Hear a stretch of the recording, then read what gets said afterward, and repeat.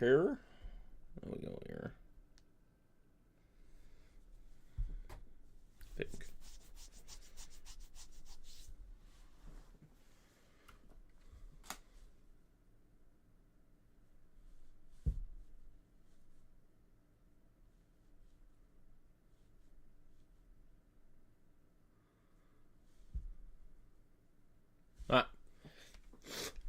Alright, we are here.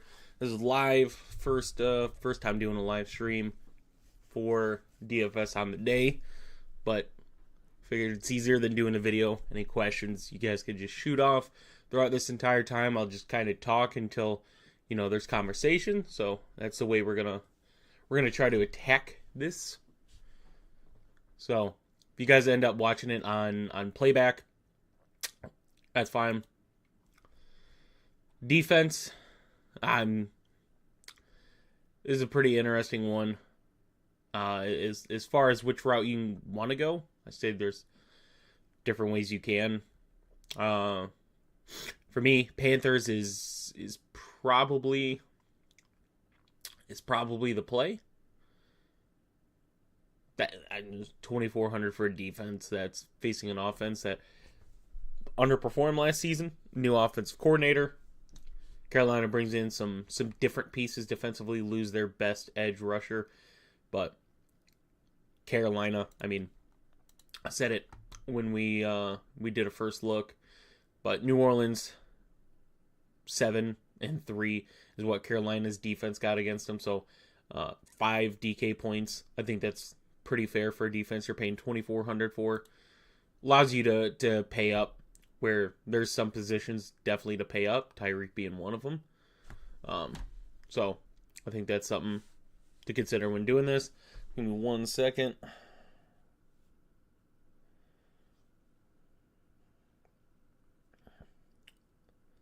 just want to share this out, and then my undivided attention is back.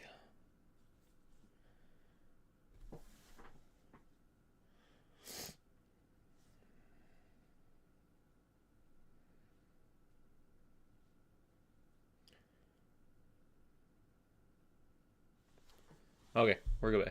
I'm back. I'm here.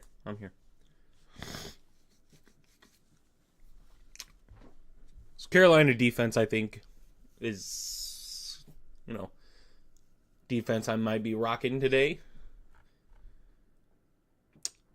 I'd say vice versa for the Saints defense. Obviously, there's some missing pieces, but I still feel like they have a good defense. And Carolina's offense is... it's getting there. It's definitely getting there. Not having Jonathan Brooks to start kind of sucks, but we'll see how Bryce Young is with Ja'Tavion Sanders being the starter. That wide receiver upgrade, definitely, with Leggett and Deontay Johnson being there.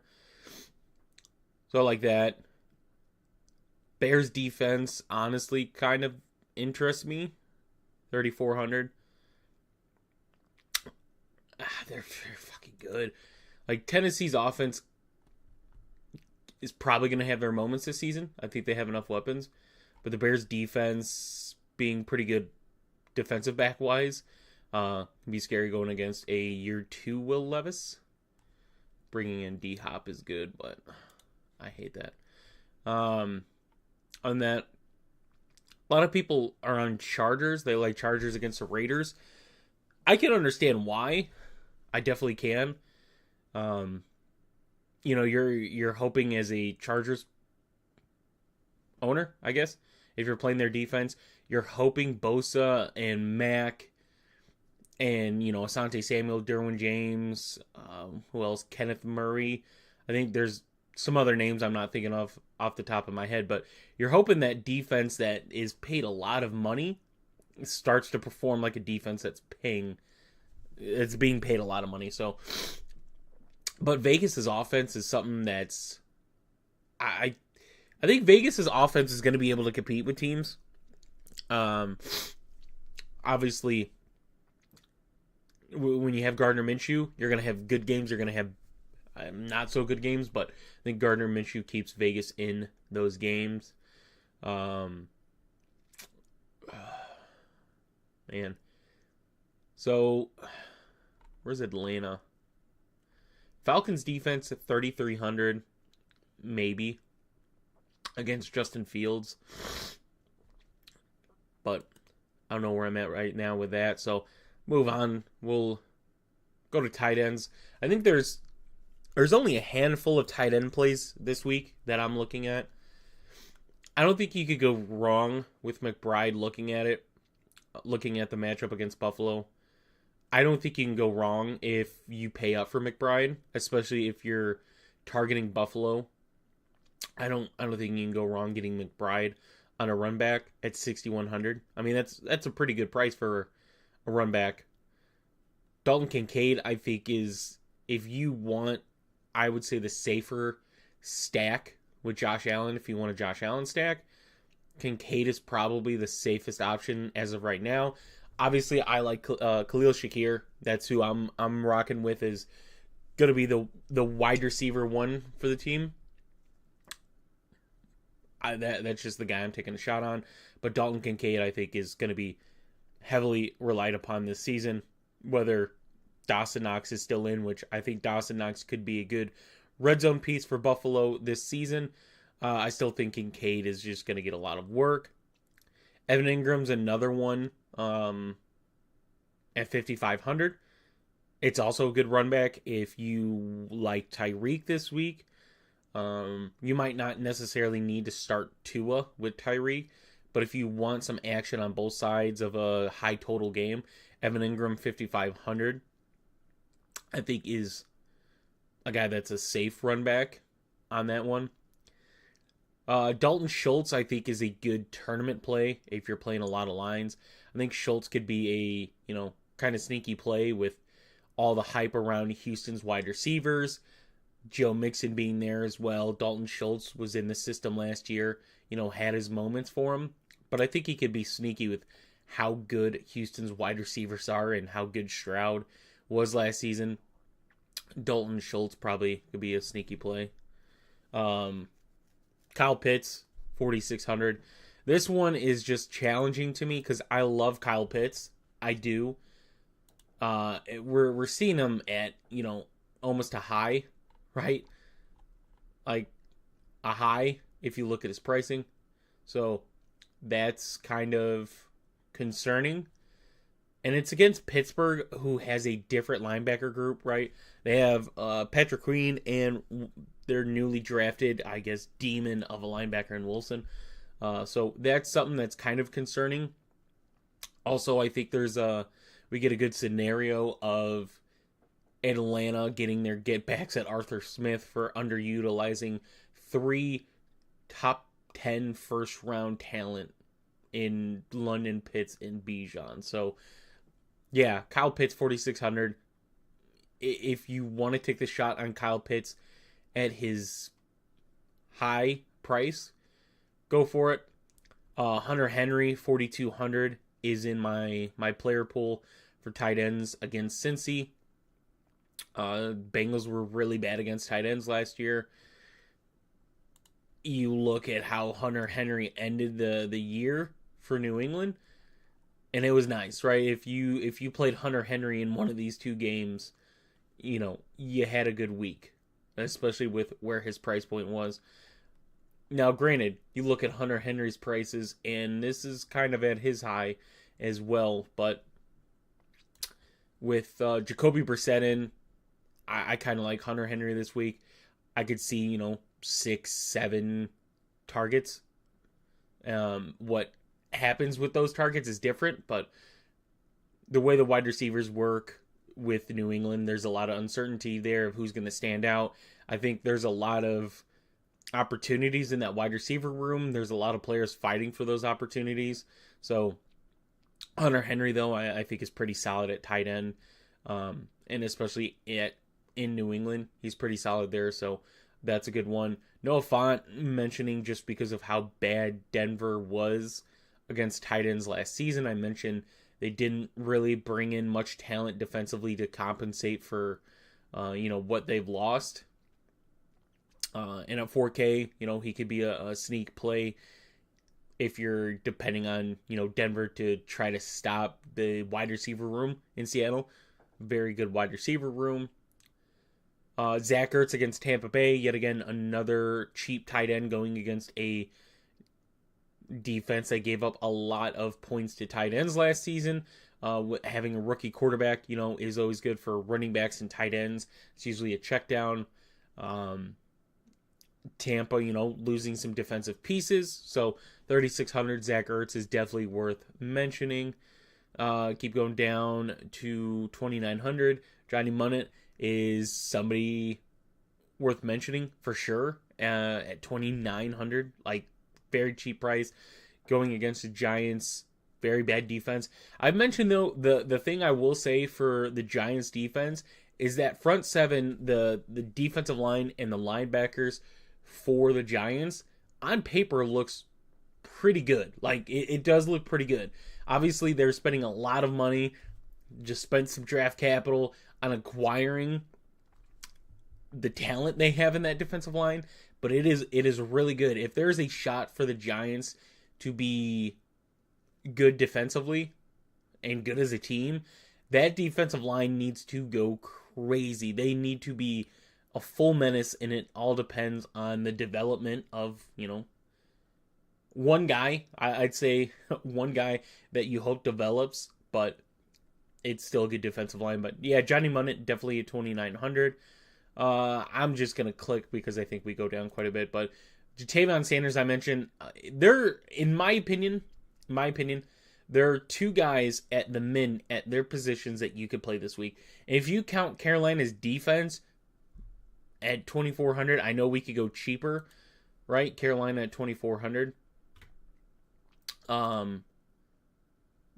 There are options, right? Ja'Tavion Sanders is one. New Orleans against tight ends had their ups and downs, but we're talking about year 2 Bryce Young getting upgrades in the offense. I don't think it's going to be as significant as we hope, but I do think it's going to be a better year for Bryce Young. It's still going to struggle, added some offensive line. At this point, very young offense. Like very, very young. When Jonathan Brooks gets back, you're talking about a rookie running back, rookie wide receiver, and rookie tight end to go with a second-year quarterback. So, yeah, there's a lot of youth there. Give me 1 second.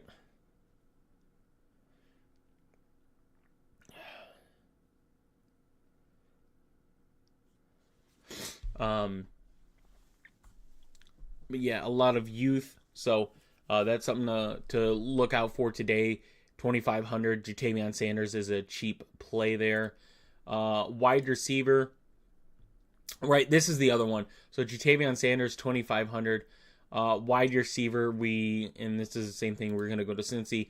You're watching this wide receiver news today with Jamar Chase and T. Higgins. T. Higgins is already made doubtful. Usually when a player is doubtful, they're not playing. That doesn't 100% mean they're not playing, though. We've seen some scenarios where a guy's been doubtful and does play. But for the most part, they are out, right? So who do you get, right?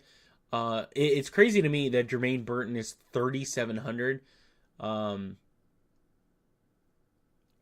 Andre, I always botch his last name, so I'm not gonna botch it. I'm just not gonna botch it. He's at 3K. And that's kind of the guy I'm looking at, especially if it's T. Higgins out.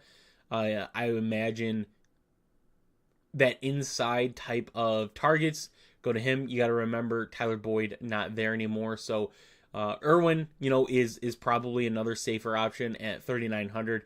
If Higgins is out, you get those two guys are probably going to get snaps.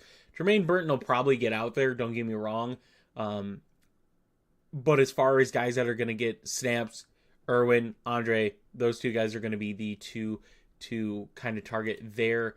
But wide receiver, honestly, if you look at CeeDee's matchup, CeeDee has, I think, an okay matchup. Just at 8,900, there's other options like Tyreek Hill against Jacksonville is definitely a popular play today. High total, the defense of Jacksonville. Their corners, if you look at their yards given up per coverage, is kind of good. But obviously it's Tyreek Hill. The one thing we've learned, it does not matter the matchup for Tyreek Hill. He is going to get open one way or another. Justin Jefferson, I think, is a sneaky one at 8,400 going against a Giants defense that is, I mentioned, right? Their front seven is good, but their corners, safeties does not look good at all, right? And in this matchup, you're hoping Sam Darnold can perform and help Justin Jefferson. And I don't know if we got an update on Jordan Addison. We did. I don't know why I couldn't remember that, but you're hoping that Sam Darnold just doesn't completely destroy Justin Jefferson and Jordan Addison fantasy value this season. But in this matchup, I think it's a really good opportunity for Sam Darnold in Minnesota's offense. So that's an offense you could look at getting probably so low ownership with some upside here. Jamar Chase, I'm not interested in. It's just a price point. There's other guys either I'd pay up for or pay a little lower for, with a lot more safety right now, especially in cash. Right, that's where we go to. Devontae Adams at 7,600 going against Asante Samuel Jr. No one's really talking about Devontae Adams. I mentioned I like Vegas's offense. I think the Vegas offense can be a fun offense this season. Devontae Adams in this one's got an okay matchup. I would imagine Asante Samuel Jr. is going to be one guy that tries to get on Devontae Adams quite a bit.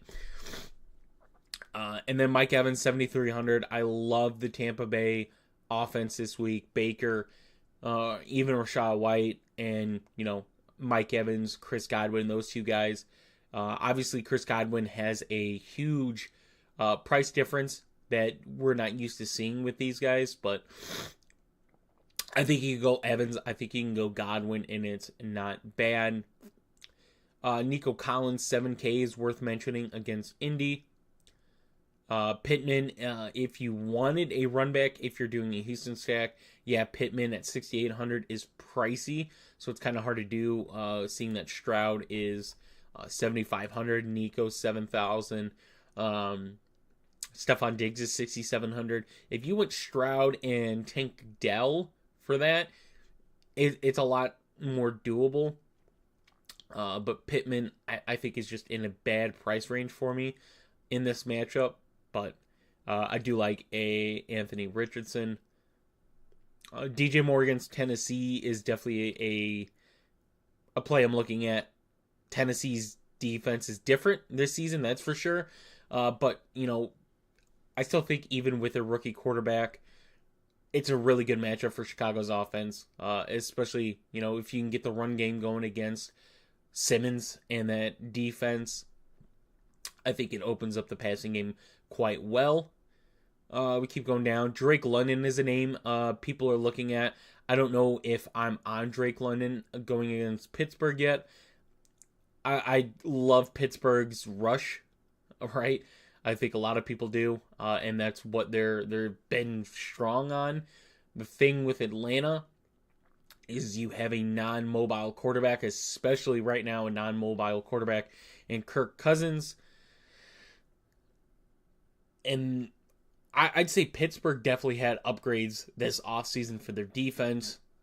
I just don't know. I get that Drake London, and I'm on Drake London this season. I get that he's their number one receiver. Number one receiver, 6K in this matchup. I just think it's an ugly game script, to be honest. You get a known defensive team who gets an offensive coordinator that prioritizes a ground and pound style offense.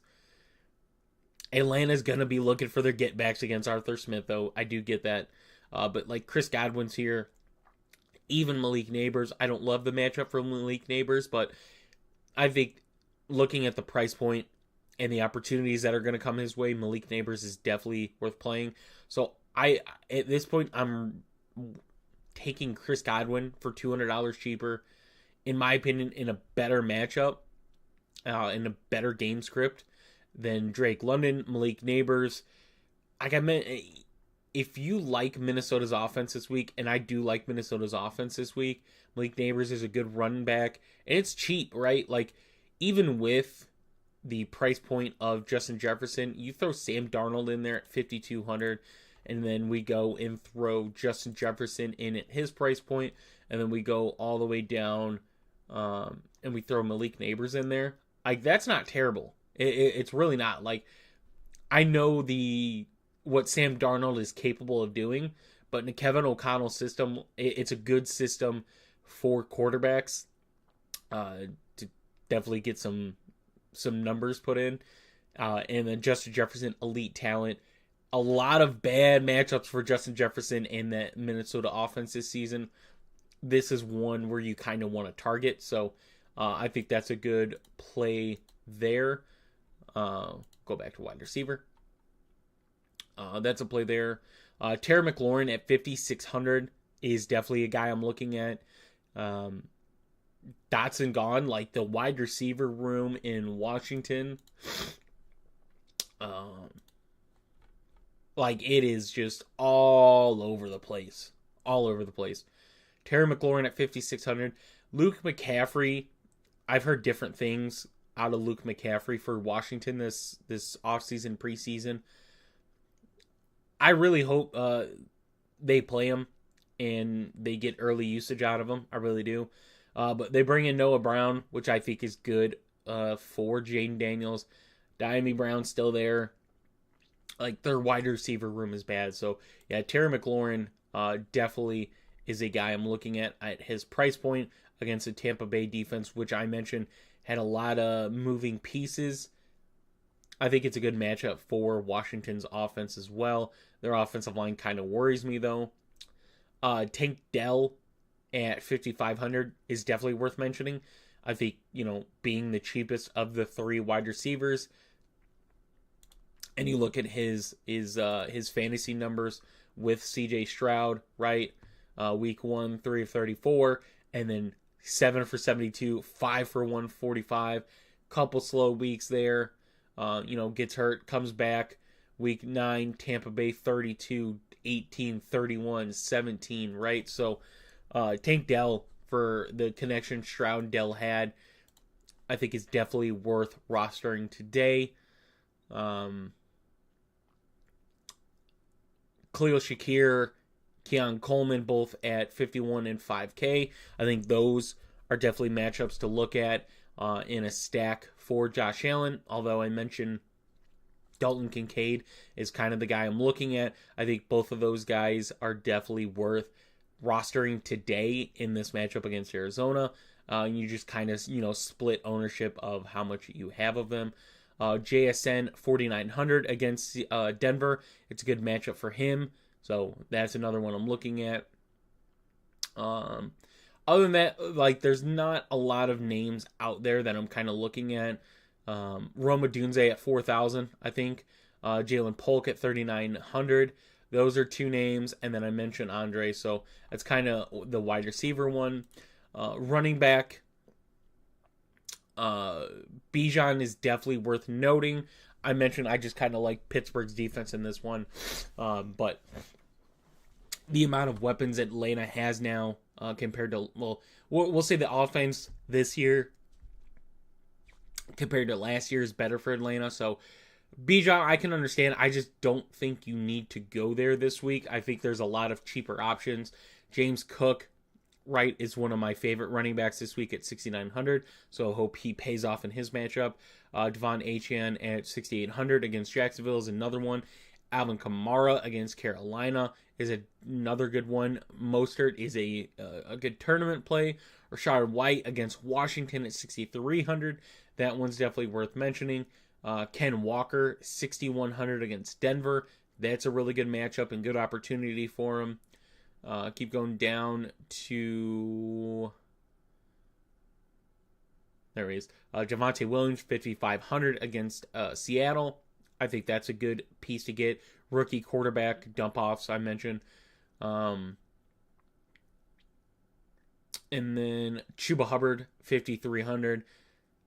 We probably see a little more Miles Sanders than people think today.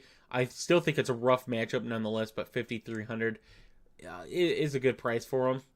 And then quarterback, right? Josh Allen, I think is definitely worth considering against an Arizona offense. If Buffalo's offense clicks early, Josh Allen's in for a really good day. I just like the matchup for Buffalo. I mentioned how, bad Arizona's defense should be this season based off of who their roster is. And it's a really good matchup for Josh Allen. CJ Stroud is definitely worth mentioning as a tournament play at 7,500 going against Indy. Kyler Murray, 6,400. People are on him. I get it. I don't know if I want to target in this one yet, but you look at the kind of the results for his price point last year.